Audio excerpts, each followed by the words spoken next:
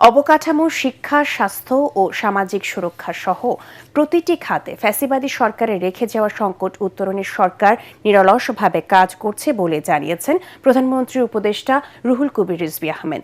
BNP সরকারের 6 মাস পূর্তি উপলক্ষে প্রধানমন্ত্রী তেজগাঁও কার্যালয়ে আয়োজিত সংবাদ সম্মেলনে তিনি একথা বলেন।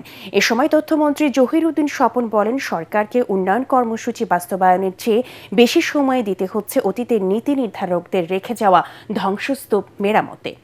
এতে প্রধানমন্ত্রীর আরেক উপদেষ্টা ইসমাইল জবিউল্লাহ বলেন, জনসেবায় গতি আনতে জনপ্রশাসন সংস্কারে কমিশন গঠন করতে যাচ্ছে সরকার।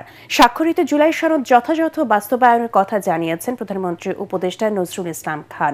এ বিষয়ে বিরোধী দল সংসদের ভেতর ও বাইরে যে কোনো সুপারিশ ও প্রস্তাবনা রাখতে পারবে বলেও জানান তিনি।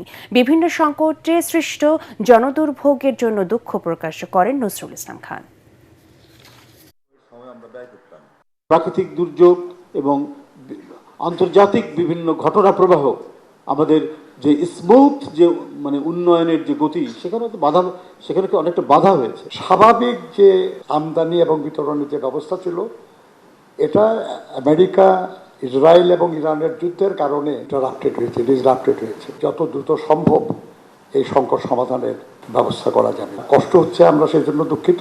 অর্থনীতি বলেন, সমাজ বলেন, রাষ্ট্র বলেন, রাষ্ট্রের প্রত্যেকটি অ্যাপারেটাসকে বলেন, ততটুকু ভাবে বিনির্মাণ করতে হচ্ছে যতটুকু বিনির্মাণ করতে পারলে আমাদের নেতার যে ঘোষিত আই হ্যাভ এ প্ল্যান, সেই প্ল্যানটাকে আমরা একটা কোর্স অফ অ্যাকশনে নিতে পারি। প্রশাসন সংস্কার করার জন্য আমরা খুব শীঘ্রই জনপ্রশাসন সংস্কারের জন্য আনুষ্ঠানিকভাবে একটা কমিশন করতে যাচ্ছি। আমাদের এই নির্বাচিত সরকারের সময় নতজন পররাষ্ট্র নীতির অবসান হয়েছে। 180 দিনে সরকার চেষ্টা করেছে এবং করে যাচ্ছে যে ভালো কাজগুলো করার জন্য, জনগণের কল্যাণে কাজ করার জন্য।